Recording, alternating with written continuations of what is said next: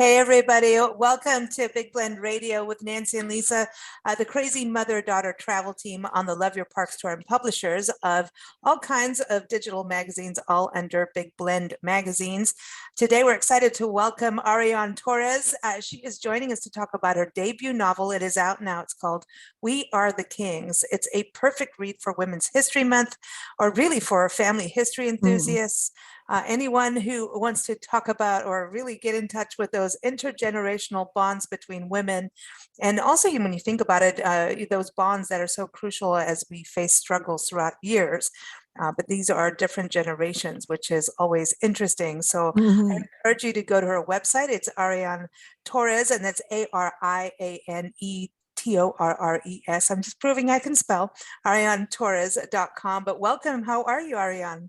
I'm great. Thank you so much for having me. Hey, this is great. So are you excited? Your book is out. Like, how was the whole process of writing this? Because there's a lot of history, there's relationships.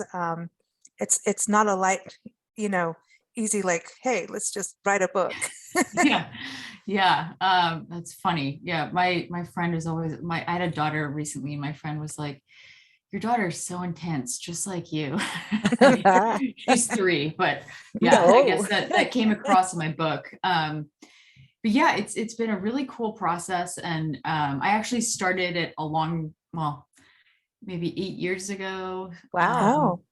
So I did a number of drafts, and there are a couple times where I was like, oh, I don't know if this project is going anywhere, and I sort of focused on other things, including, my daughter and my family. But then it was almost like I just kind of kept going back to it. I kind of just wanted to, like, I'll try one more iteration or something. And then I ended up with Bold Story Press, and now it's happening, and it's great, but it's also kind of funny to look back at this thing that I that was once very real in my head, but it was before I had my daughter. And, mother daughters probably understand, like, just how much everything changes after that. So it's almost been kind of fun to go back and look at, if that makes sense, just because I kind of forgot about certain parts and stuff. So doing the last edits were really fun. It probably, now that you have a daughter, there's going to be things that pop out at you that maybe you would gloss over before. Yeah. There's, I remember my mom telling me, like, that it's just this instantaneous thing that, like, oh, now everything is different. And it sounds cliche until you experience it, like so many other things, But I used to think it was cliche when people would say, like, marriage is hard work. Now I'm like, oh yeah, not that cliche. That's funny. Well, because I can't speak on it. I didn't do well in that department. I kind of just divorced the whole idea, but it's all good. Each to their own. And I think relationships are hard work, and women's relationships, we're very supportive of each other as friends and family and nurturing, but we're also can be a little bit backbiting and mean. And so there's it's very complex is a good word for women's relationships. So why don't you give us an overview so that, especially Nancy, she's knee deep in your story and your book. We don't want any spoilers. So kind of give everyone an overview, because even the title, We Are the Kings, I'm like, oh yeah, I like the title. Well, so it's funny you mentioned women's relationships. I think there's a way that I think, especially really close, intense relationships between women are sometimes kind of trivialized, as if, like, oh, women can be so catty. And I always find that so funny, because, like, the male friendships, I'm 40, I feel like I've seen so many catty male friendships, but for guys it's like, no, we're just like talking stuff out, and it's like, okay, fine, it's still catty, and they do gossip, by the way. Yes. Oh, totally. And are they not? They're actually worse. They're like little old ladies with their gossip. Like, and they're so into the drama, but then it's like, oh yeah, your chick lit and your girl shows or whatever, and it's like, okay. Mhm. But I do think that, That's fine. Women, for a long, we're still kind of fighting for our space and our liberty. And Mhm. even though we've come a long way, and I think, when you're in this kind of marginalized place, it's often hard to like be the best version of yourself, if that makes sense. And I think, women are kind of, or can be kind of pitted up against each other. But we're also, in this country and probably every country, like we're raised in a way that is like very patriarchal. So we're raised not to necessarily value ourselves or other women in the ways that, for me at least, but I think with a lot of people, like as you get older, you're like, wow, these women are like my rocks, and like really valuing and like honoring these people and these relationships, becomes like such a central part of adult womanhood. And I think that's kind of what I'm trying to get at a little bit in my book, if that makes sense. Because I think as we sort of explore who we are and our self-esteem and like the story we tell ourselves and the story we think we're portraying, it's all kind of a muddle. And I think that's probably universal for, men and women and, non-binary, like everyone, I think probably feels that way. But I think I've always been fascinated about the aspects of relationships that we don't feel comfortable talking about, even though it's like, well, why wouldn't we? And I, particularly like intergenerational stuff. I loved my grandmothers, and I think that I just will never be done being sad that I don't have them as an adult to talk to and learn from. So that was a big part of what I kind of explored in my book. There's a fierceness generations ago, and a strength, an inner core strength that, and yet that front. And I think that's the front that we experience in the different communications and relationships, is there's this front, and it's getting beyond the front. And the front is there out of protection. The front is there for so many different reasons. And so it becomes a normal thing, even if you don't expect to put on the front says, hello, here I am.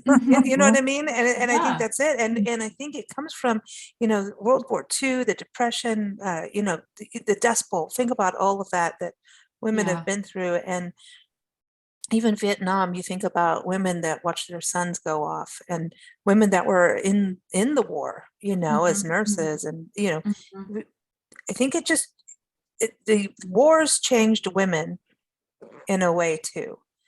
And absolutely. You have so much to cope with if you are a woman who decides to have children and you're raising children, but these days you're also doing some kind of work, be it from home or in a workplace. You have to do what experts will tell you can't really do, is multitask. Because you can only really focus on one thing at a time. So you're answering the phone, you're doing some kind of work, and at the same time bringing up your children, especially if you have a lot of children, that could be years of, whoa, that's like, that's a lot of work for a long That's time. a commitment. That's it, but at the same time, good luck to you, Ariane. I mean, and so it's almost like, okay, what do you do first? If you have children, they kind of grab your, they, even if what they need at the moment is trivial, it doesn't matter, they come first. So it's always hard to really, who is this woman, this person? And then, well, there's this side of her, there's that side of her, there's this side of her, and there's that side of her. Right. It's so people never, I think that's why sometimes people view women as distracted, when it's not really that. We're just trying to do something that most men never have to do. Exactly. My mom Yeah. calls it concentration deprivation, Yeah. because Mhm. you know, when you've got kids, Yeah. you can't do something for longer than a minute and a half. Yeah. So It's true. you know, like It's like, there's okay. always something else that you have to do. But it's funny because, you know, I feel like women are always asked, like, how do you balance it? As if Mm. there's an answer. And I don't see men being asked that often. And I don't think it's, you know, I don't think they're really expected to balance things in the same way, you know? Oh, but back in the day, it was always the checkbook. Yeah. I know. Well, I just, I think back to my childhood, and I think back to when the families got together, mostly over holidays, that all the men would group into one place and talk. And Mhm. some would smoke, some wouldn't. But the women kind of flitted around. They were half interested in other people there, but also taking care of the kids. However, without even words being spoken, would refill the drinks for the men. Mhm. And just kind of, they'd look like a guy would just look at his wife and she would know, go fill up the drink. Mhm. Mhm. So there's, I remember when Nancy remarried and we moved to England, and we went from Kenya to England, and stayed with the family at the time. He was British. And it was like one of our first few days there, and I was maybe 10 years old, 9, I don't know, 8, 7, whatever. And his sister, we were all Oh. sitting down. His sister turned to Nancy and goes, "Nancy, dear, don't you think it's time to make David some tea?"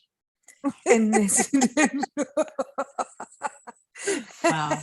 and I Nancy, said, he's got 2 no. legs.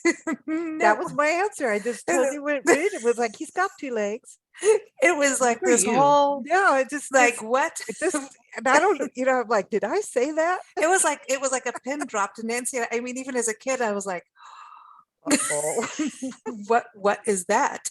No. I mean, it was expected, but being in a Mm, foreign country with a brand new family, that it mm. just was Well, is Marcella, someone in your family that you built her character? Tell us about Marcella in your book. And everyone, We Are the Kings, it's out when We Are the Um, Kings, and we will have somebody else make us tea. Yeah. Exactly. So Marcella is, she's sort of a creation and also very loosely based on a woman I knew in grad school. But the whole point of her is that she, even though she feels all the conventional pressure of being a woman, she doesn't totally buckle. And I wanted to create a character who is authentic and flawed, but not in the sense where like her flawedness is that like her hair is curly and then it gets straightened and she puts on mascara and like, I wanted her to be, to have kind of an attitude, but not change and have it Mm. just be okay. Like the That's who person she she is okay. She doesn't get fixed or tamed. We don't watch her like learn a hard lesson. We watch her just like stay true to herself and be okay. Oh, And that's amazing. and I think part of it's that I want more characters like that. I want them in books and movies and I not that they don't exist, but I don't feel like, sorry, I just kicked the desk. I don't think I see that. Well, Sorry, it's my anger. No, but I She's think, like, "Arr." no, but I think that when you look at television, it it's it is changing. Yeah. Absolutely. Mhm. But most of the programs, the male is dominant in the Mhm. household, Mhm. and the women are very subservient and Archie, oh, Archie. yeah, It's eat your it. tea. Yeah. Yeah, really. I Yeah. mean, think of Mm. Archie Bunker, really? Yeah. Yeah, yeah. And then, Not happening. exactly. Just not But part happening. of back to what you were saying about like the socializing with like men in one space and women. Yeah. women are like in those examples, like women are both, they're participating in a totally different, like I would argue, more interesting social world. They're telling stories, and they're also, anticipating the needs of the men in their space without that ever being spoken. Like in some ways, you just, it just happens. even like me, like, my mom's a doctor, and, which is like, That's amazing. Yeah. she's like she's a professional or whatever, but she somehow learned that like you just anticipate the needs of men around you, and I internalized that, even though if you were to say it out loud, like she'd be like, what, I mean, she would agree with me now, but that was never something that she wanted to teach or that she wanted to learn herself. It's just being a part of this culture, like we all do that.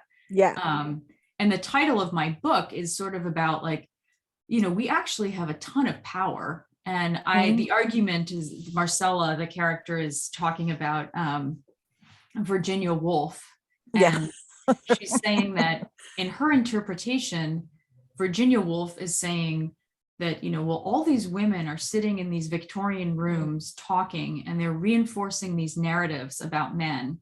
And, if they were, the truth is we as the women are holding up all these stories. It's not the men. So like we're the powerful ones, instead of, the fancy men that kind of populate her novels, which I sort of agree with, but it was a thought that kind of came to me once in college, came to the back of my head. But I do think that, the women who are waiting on the men and cooking in the kitchen, and there's a different kind of socialization and storytelling, and maintaining routines and spaces and relationships that, to me, I'm like, those are the cool stories, and those are the stories I want to tell and I want to hear more of. And I don't want them to be thought of as like, like women's stories. Like, it's like, this is what's happening in the house. This is why your house is running. This is why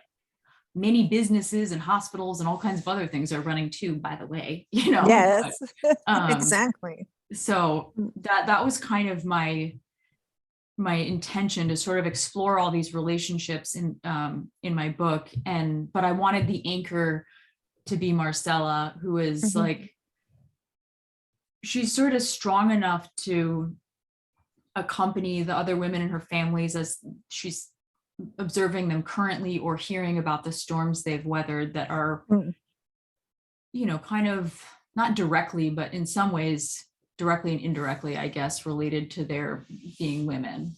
And what about the siblings too? I mean, sisters, that's a whole interesting thing. That's a whole other relationship that can get, I mean, who's going to know you? Yeah, that can. I think, sisters, I mean, siblings are so complicated in general, but, it's like most families, like each sister has their role, and it, regardless of whether they like it, and it kind of sticks with them forever. And that's definitely a part of this, and one of the women in the book, Isabella, has a more conventional life. Like, she's married with children, and is sort of she's experiencing how challenging that is to also try to work and to kind of maintain her own individuality and confidence. And the other sister, Alessandra, is dealing with an abusive partner, which, so I guess, I don't know if you're supposed to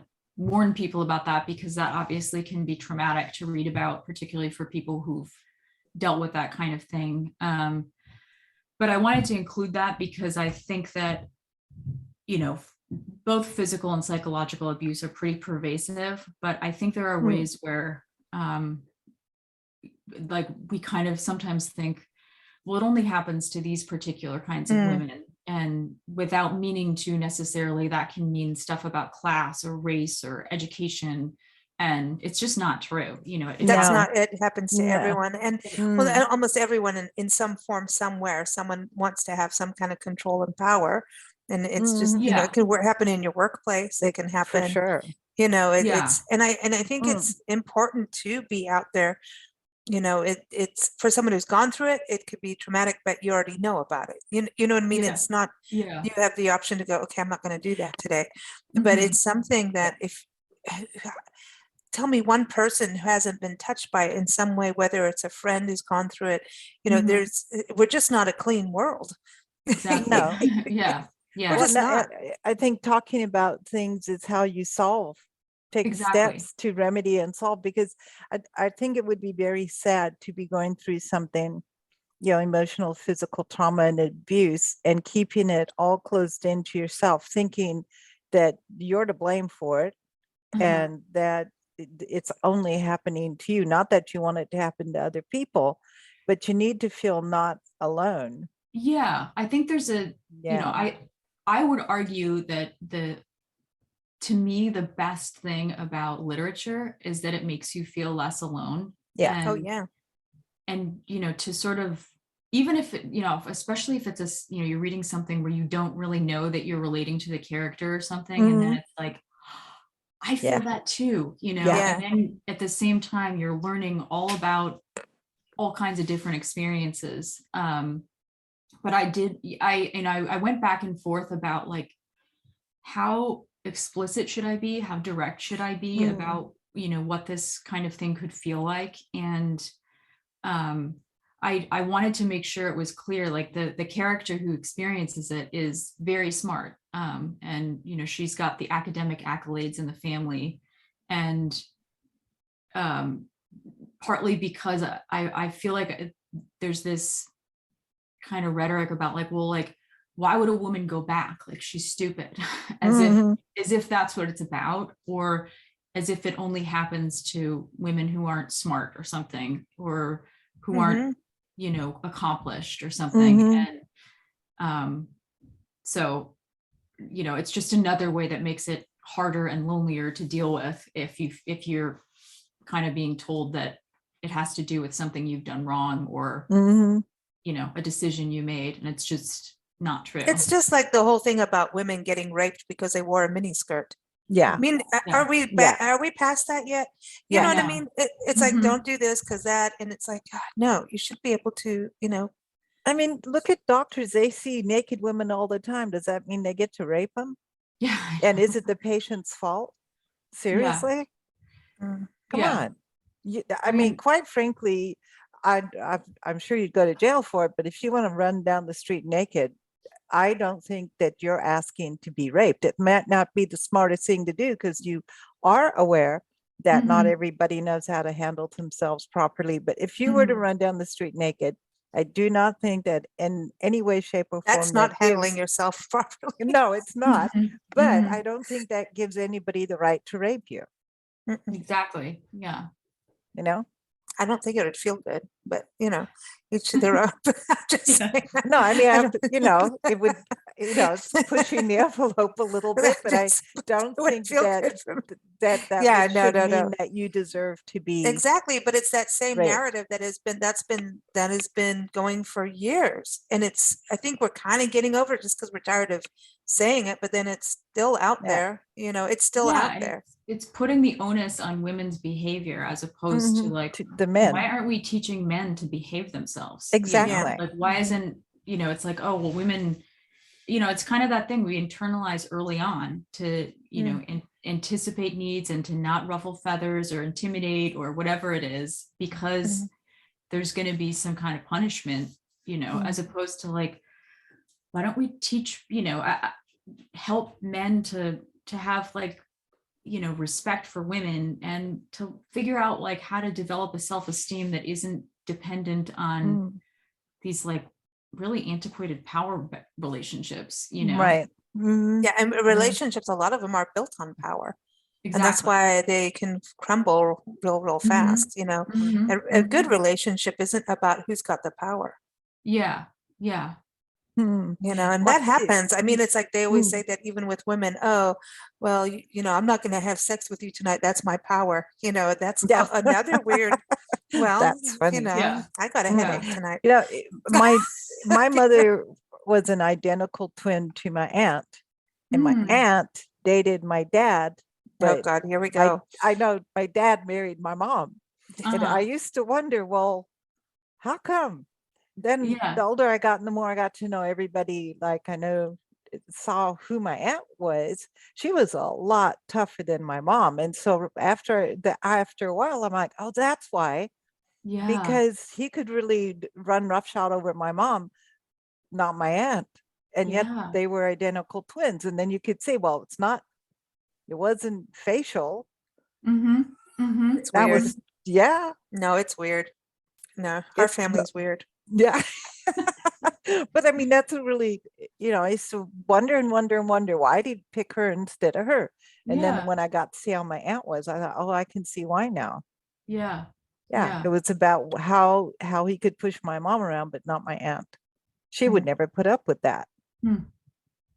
Yeah. And her husband was the one who got pushed around. There you go.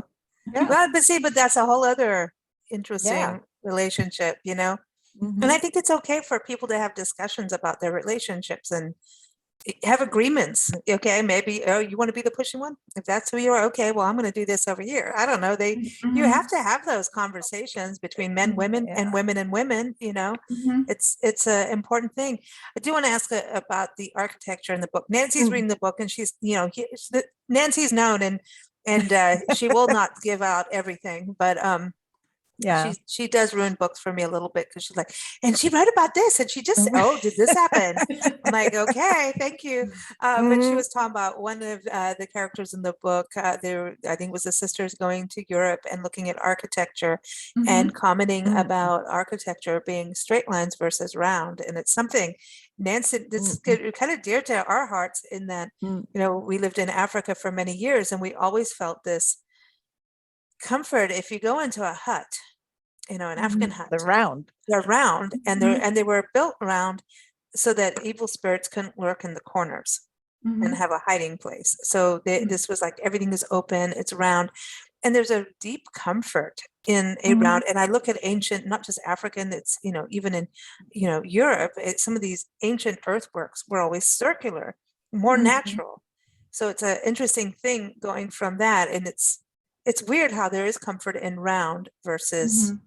boxes. Mhm. So tell Mhm. us a little bit about that part of it. That goes with some of your background, right? In design and architecture and Yeah, so the character Alessandra studies the relationship between architecture and violence. Mhm.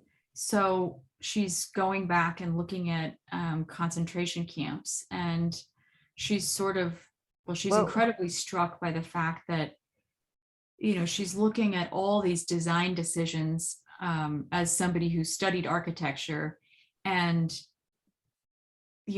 suddenly is like very present with the fact that, wow, like someone was like a bunch of people were getting together to make these decisions because they were trying to figure out the best way to kill people.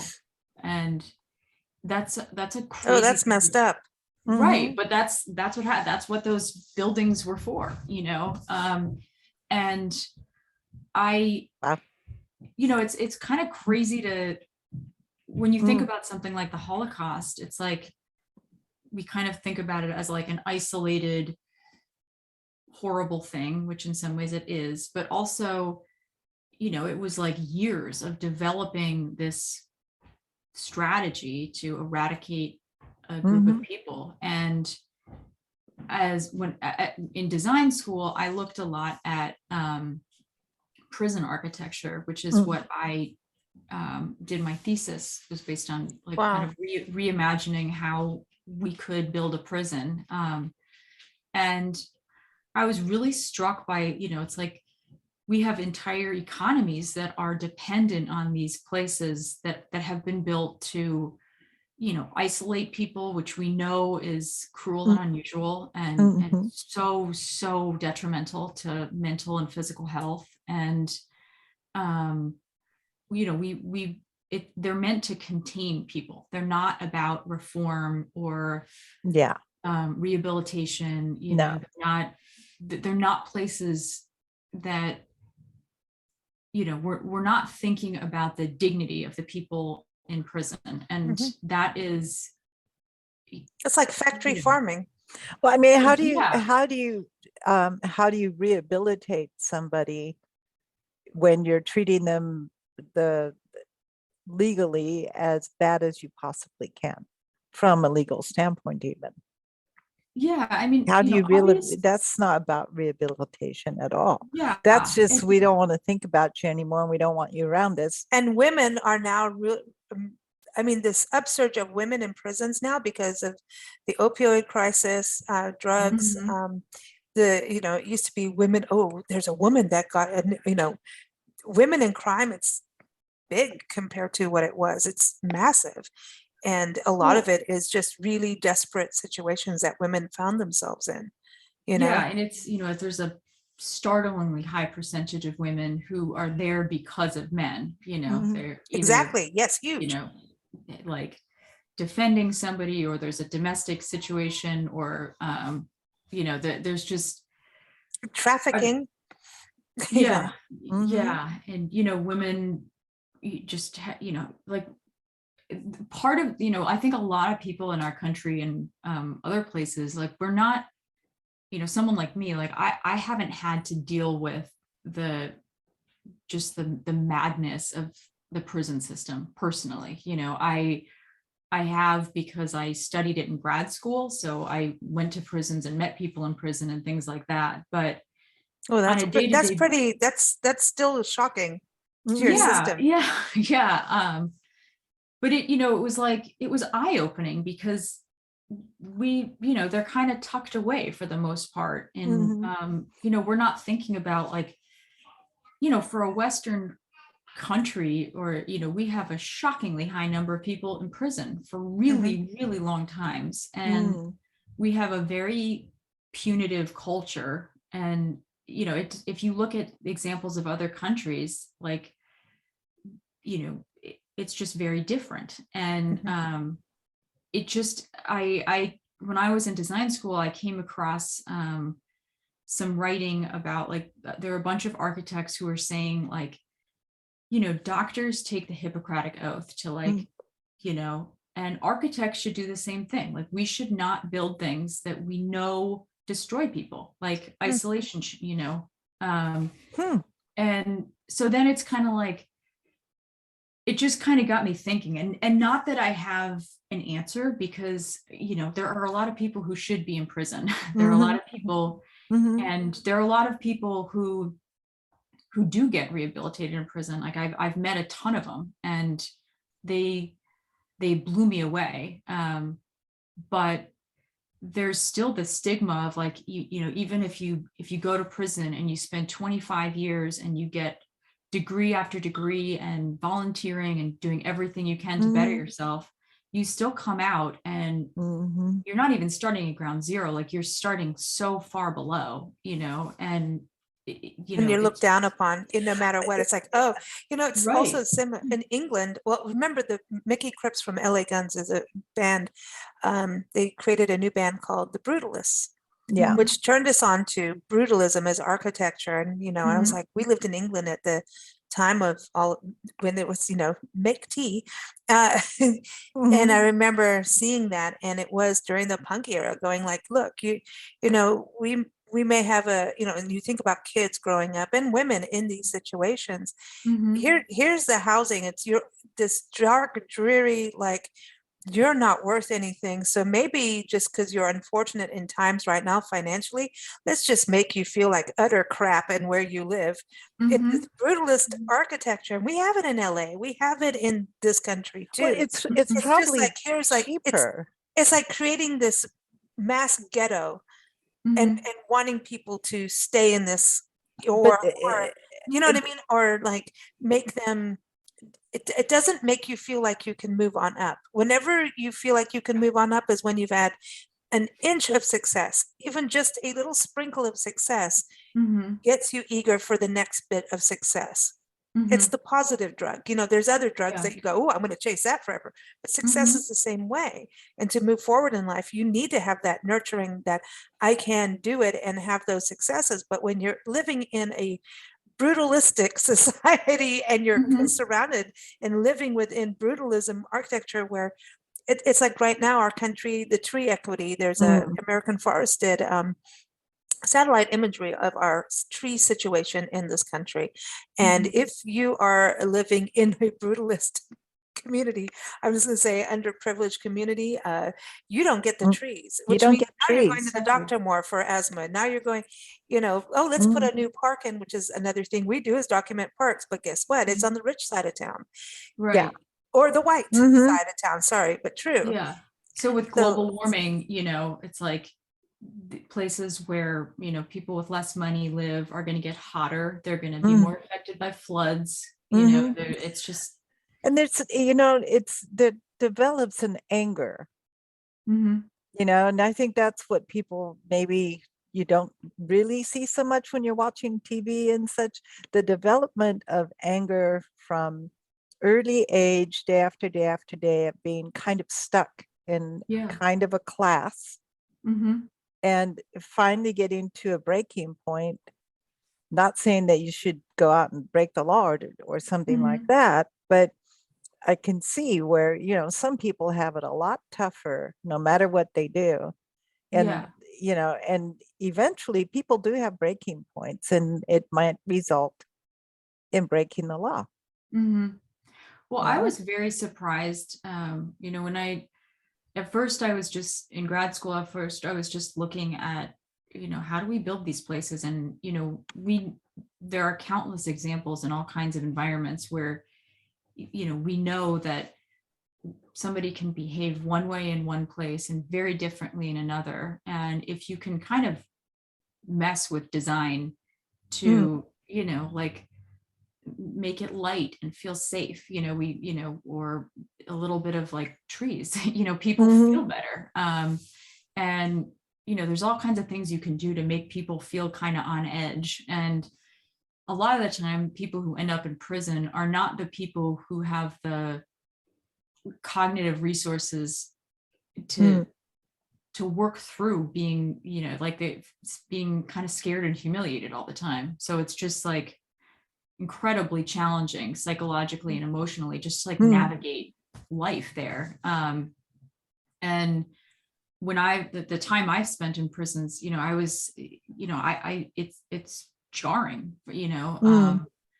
but what was very interesting for me is that I'd sort of thought that, when I started doing that work, I was about like 31. And I kind of felt like, well, I kind of know who I am now. I know how I see the world. I didn't really imagine that would change that much at that point in my life. But going and meeting people who have been in prison for like 35 years, and hearing their stories and just, it absolutely changed my life and really changed how I think about empathy and forgiveness and, all kinds of things. And I remember thinking that, like a lot of people, I was pretty critical of a lot of aspects of our justice system. But I was kind of fearful too, like going into a prison is scary. And so I was sort of like, well, I don't know if I want to be around anybody who's been violent. And, then you realize like most of these guys have, and not that it's okay, but there are reasons that people end up there. And it was surprising to me how quickly I made friends and kind of learned about myself. And it was a lot of the guys were older and had daughters and sons who were my age. And so it was funny. Like I remember one guy, he was like always like worried about like, are you I hope you're safe. Like when I went to visit him and it was a long drive and there's a snowstorm, and he's like, he had no way of knowing when I would get back because, we couldn't really communicate that way. And then, he had called where I was working, and he was like so worried because he was like, I didn't know if you got home okay. Like, all I knew is there's this storm, you know, and it was Wow. like, Yeah. oh, that, you know, and he was really concerned, and it sort of surprised me, you know. And Mhm. I remember another man said to me, you know, he was really interested in the work I was doing and really wanted to, you know, he had story after story, and he was like, you know, if I ever talk over you or anything, you know, just, you know, just say, shut up, you know, just tell me to shut up. I won't take it personally. And, you know, I don't want to silence anyone. I know what it's like to be silenced. And I'm like, this is on the phone, but I was sitting there, and I'm like looking at his rap sheet, you know, and I'm like, I am not telling you to shut up. Like, oh my goodness, you know? And so I kind of made a joke, and I was like, I don't think I'm going to say that. And he's like, no, do it. Like, you know, I want to hear what you have to say, and I don't want to silence anyone. And it, you know, it was, and I was in, you know, a woman in academia at the time where I felt silenced a lot, you know, and it was sort of funny that, like, here's this guy who's, you know, in prison for murder telling me, like, I don't want you to feel silenced. You can tell me to be quiet, young lady. And I was like, really? You know, It's like, can I take you to work? yeah.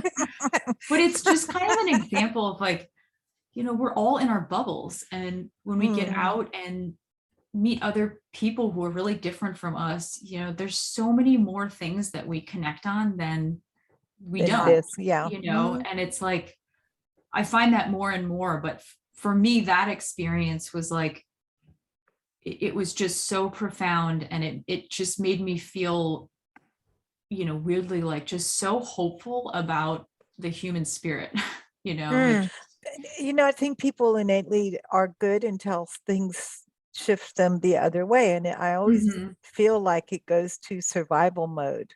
mhm, And maybe the idea of when are you truly having to survive, or you just think you're going down that path. mhm, You maybe, you know, some people call it, say, maybe you're short tempered, but maybe it's just that you haven't been given the skills in order to contain mhm, emotions and mhm. process them before you act out. Yeah. I remember there Yeah. was, I forget her name, but there was a nun who did a lot of work with women in prison, and kind of helping the kids understand where their moms were. Wow. Because, you know, in our culture, we kind of think, and what she said is, like, we're kind of trained to think that prisons are places for bad people who did bad things. Mm-hmm. And Oh, I And they yeah. think never get out. Yeah. yeah. And her thing was like, but also, you know, there are a lot of good people who do bad things. And, you know, there are a lot of good people in prison who've done bad things. And she kind of teaches kids to think a little bit differently about, Hmm. you know, instead of just immediately, like, writing off entire populations, that Yeah. it's, you know, But like there's everything reasons for else, it. it's more complicated. It's Mhm. always complicated. Yeah. You Mhm, know, it is. And this, you know, there's some real psychopaths who just, and you got to think they were born that way. And mhm, that's like a genetic thing that happened. And it's like, mhm. okay, you know, then they do need to be taken away from society and killing people and raping and all of that. And Mhm, that's horrible. We don't want that. mhm. But There's a they didn't there's decide a one day, let me go out and be this way. You know what I mean? Right. And that's the thing. I think we crime, and then there's also mental health that has Right. totally been, you know, a lot of things are coming from mental health and stress and the way we've built society. Brutalism creates extra stress and sadness and depression. You Mhm. know, if we can raise the levels of happiness that has like more nature, more rounded buildings. I mean, if you go in the Southwest, you've got the adobe buildings with rounded edges, you automatically relax. There's just Yeah. this, and it works with nature instead of against nature, those Mhm, buildings, you know. mhm, And mhm. so there's just that, those touches, those little Mm. things that can nurture. And once there's that nurturing, I think it really helps, you know, Yeah. when you're just always kicked to the curb, eventually you're just gonna succumb to the curb and be not nice, you Well, Mhm. know. there's also, you know, I read this morning in a newspaper that a gentleman or person, man, running for office in Michigan told his daughters, this is what the newspaper article says, told his daughters that if they were ever found themselves in a situation where they're being raped, they should just lie back and enjoy it. So, yeah, when you have people Don't this vote day and for him. age, I know exactly. When you have people right now of this age, after all the education that everybody has done in this country, to have someone who has been, who is has the ability to run for office to make statements like that is pretty disheartening and pretty outrageous. And hopefully people won't vote for him. But I can promise you that the people do are people we don't want to meet. Right. You know what I mean? Yeah. But I just found it pretty astounding that that was a headline today. And I was reading the story. I was like, are you kidding me? Yeah. It's real. His own daughters. I mean, See, I the hate to see women what must inherit kind of the earth. father he is, you know? I don't want to hear about the meek inheriting the earth. I think the women must inherit the earth. Yeah. It is Exactly. Mother Nature after all, you know? Yeah. I think we're not done as women, and a lot of strides have No. been made, but we're not done. And I think it is conversations. I mean, everything we're talking about is not exactly the easiest thing, but it should happen. And I think books like yours are important, and important for women to read about women. Yeah. Yeah. I think it really is, to look at conversations differently, to look at relationships differently, to always do better as best we can, you know. And it's like you don't have to wear a suit to work in a man's world. You know what I mean? We can be like you're talking about your main character. We can be that person who is who they are, and not go, oh, I better wear this because of this person, or you know what I mean? There's just that we can keep our integrity of who we are, and it's good to learn who we are instead of. I think a lot of women you go to refinery school, refinement school, or whatever it's called, refinery. I like So that. work in the refinery. I'm going to the This is refinery. how to learn your social graces. Yes, we can do stuff like that, and I think that's with there's some manners and things like that that are not a bad thing for men and women, by the way. But it's important for women to learn about being themselves as an individual. And I think schools oftentimes we're learning history, which is good, and nature and all the science, biology. But I would like to see classes for girls to be able to learn that it's good to be a woman, and to learn and for men who you are, like personal development should be part of school. And maybe I'm wrong on that, but I think we have a long way to go in education, but I think we need that personal development part for kids. Have you ever read Gloria Steinem's book, Revolution from Within? No. It's amazing, but she sort of talks about just how powerful it would be if we all kind of worked on our self-esteem, and if it was taught in schools, and not just for women, but men too are a part of a pretty toxic culture, and they're the expectations that men deal with are unfair and frustrating, and I think it definitely contributes to sexism and injustice and all kinds of things. But it's really an interesting book, and it's worth reading. But it's interesting because there are different, not in this country, but there are places where like self-esteem workshops have been employed in jobs and schools, and it's so helpful to everyone. Like the outcomes are amazing, but our culture is a little bit like, that seems too sort of like frilly, or I don't know what the right word is. Or full of yourself. If you take, it's like you're looking in the mirror too much. Go write it in your journal. If you have anything to say, go write in your journal and don't tell anybody. Well, I think it's also we're very conscious of people's rights, and then you've got the family. And I know, like from inside my family, even starting with my grandmother, which by the way we used to call her Nana. She was a little 4'9" British lady. And she used to awesome. stand with her hands on her hips, and boy, you didn't give her any lip, man. She was very kind and loving, but she really, I don't think she was afraid of anything. If she was, she never showed it.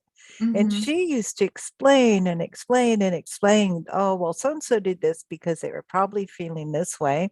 So what you need to do is tiptoe around that. Don't let that affect you because it's on them. Mm. And so she used to Mhm. to Mhm. say things like that way more than my mom would ever, Mhm. you know. And I Mhm. feel like our families in this country are a little bit broken, and they're Mhm. also they don't tend to all live in the same town like in Mhm. other Mhm. Don't have the countries. village. Yeah, we Mhm. don't have the village. And we have a lot of fences. And Mhm. sometimes you don't even want to know your neighbors. Yeah. Yeah. So I feel like we're kind of separating ourselves off from our families and friends more than normal, maybe Yeah. more than we should. Mhm. Mhm. It just seems to be the American way somehow. It's funny, like part of the character development in my book is based on like my as a kid observing my grandmothers who to me seemed just like so powerful Mm, and confident and but then sort of looking back on it, like I don't think they felt powerful, and mm-mm, I don't know that they felt confident either. Hmm. And um there are ways that they kind of receded to the background as it when and even yeah. though they were smart and interesting and all that stuff, and I think about that a lot, like how what I sort of thought of them and like how they would have thought of themselves, and Mhm, just what I would give now to talk to them about the experiences that they've been through as mhm. women. you know um Kind of went off on a tangent there, but I Well, had no, a but point in the it's Wait, no, true. beginning. but it's true. But They it's don't about share. having, The older yeah, women a lot of times didn't share things. They had this Mhm. very strict, oh, well, stoic, children don't need to know this. Mhm. stoic. Mhm. But I think that also the Mm, women, then the grandparents, generation were also it just there were times to do things and times not to do things, mm, and I think there's also a sense of, okay, I've been doing this for years, I'm tired now, but I want to instill this to my grandchildren. Like they want Mhm. to pass on that strength to you, like I'm going to give you this part of my personality so that you can learn to be that part of you know what I mean, understand, to have that strength, because everyone's strength comes out in different ways. It may not be, mhm, hey, I'm a feminist, that's not Mhm. necessarily strength, actually. It's Yeah. about what you do, and your actions speak far more. And so I think they come out in strengths in different ways, and I think now we have a different way of making changes than what they had at that time. Mhm. But they probably did. In every little cornerstone there's going to be something that they budged on, just mhm. pushed a little Yeah. bit. Yeah. So I Yeah. think it's, man, yeah, we're getting there. We're getting there. But wow, what a Yeah. conversation. My gosh. Let's rule the world, shall we? We can Mhm. be Yeah. the kings. Let's be the kings. I'm down. Yeah, we Cool. are the kings. Everyone, that Yeah. is the book. We Are the Kings. It is out now. Definitely a book for women, and you know what? I always say that, all these, we talk about books about women. I think men should read them too. Yeah. Yeah. Mhm, You know, that's not, I think the more we grow, I think both genders must grow. And we've got Mhm. multi-genders now, so everybody can grow together. So mhm. Exactly. it Exactly. Yeah. really is true. So everyone, We Are the Kings by Author-Ariane-Torres, and you can go to our website, arianetorres.com, to get it, Amazon, all those great places. Your local independent bookshops, we want to always promote them. They're important Absolutely. to our independent Mhm. bookstores, and bookshop.org. I hope you're going to be, you're on there. Do you think do you know? I think I will, but I'm not positive yet. Yeah, it takes like this whole process, but Yeah, I'll go on there yeah. and say, you must have this book. Thank you. I would love that. You must. And I'll make you tea if you have this book. Well, thank you so much for joining us. Yes, Everyone, thank please you. keep up with us at bigblendradio.com. Thank you Thank so you much. so much for having me.